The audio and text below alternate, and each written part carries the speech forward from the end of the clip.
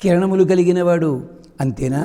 చక్షు శ్రోత్రం ఆత్మ, మాయు మృత్యు మిత్ర, ఆకాశ ప్రాణ, లోకపాలక, కహ కిం కం.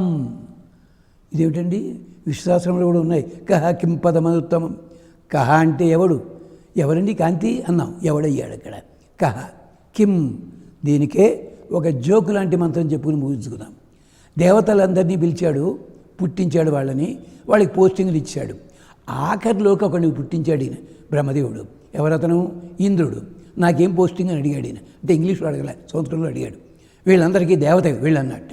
మనవాడు ఆ జీవో గవర్నమెంట్ ఆర్డర్ పట్టుకుని ఎగురుకుంటూ బయటకు వచ్చాట. మిగిలిన దేవతలంతా తనడానికి సిద్ధమయ్యాట. నీకంటే ముందు వచ్చిన వాళ్ళం మేము, మాకు లేకుండా నీకు అధికారమా పో అన్నట్ట. ఏడ్చుకుంటూ వెళ్ళాడు ఇంద్రుడు. ఏమైంది? వాళ్ళంతా కూడా ఎవరు నువ్వన్నారు నన్ను అనేసరికి బ్రహ్మకి కోపం వచ్చిందిట. కోపం వచ్చి మొహం అంతా ఎర్రబడిపోయిందిట. అప్పుడు ఇంద్రుడు అన్నాడు, నువ్వు నాకేమీ ఇవ్వక్కల్లా, నీ ముఖంలో కాంతి మాత్రం నాకు ఇచ్చే చాలన్నాడు.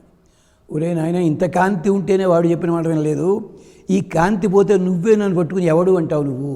అక్కర్లేదు స్వామి, ఇకంచి నీ పేరు కహ ఎవడవుతుంది? కయితి బ్రహ్మణో నామ. అందుకని వెంటనే ఆ కాంతినంతా పసుపు పచ్చని వస్త్రంగా మార్చి తలకి కట్టాట. ఇదే పట్టము కట్టుట. కట్టిన తరువాత కమండలలో నీళ్లు పోసి నెత్తి మీద పోసాడు. అభిషేకము, ఈ రెండు పదాలు కలపండి, పట్టాభిషేకము. అప్పుడు కొత్త కిరీటం తయారు చేసి నెత్తి మీద పట్టుకోయాట. అక్కర్లేదండి, మీరు ఇచ్చిన కాంతి ఉంది కదా, వాళ్ళే దండాలు పెడతారు అన్నాడు. బయటికి వచ్చాడు. అందరూ కూడా సాగిలపడ్డాట. ఇదే రామాయణంలో ఉంది. రాముడు అన్నాడు, నేను అడవిలోకి వచ్చానండి, నాకు రాజ్యం లేదు. ఋషులు అన్నారు, స్వామి నగరస్థోవ వనస్థోవ రాజా మహత్వం. నువ్వు నగరంలో కిరీటం పెట్టుకునుండు, ఇక్కడ జడ కట్టుకునుండు, నువ్వే మాకు మహారాజువే. ఏం చేత నీ మొహంలో కాంతి అంతుందయ్యా.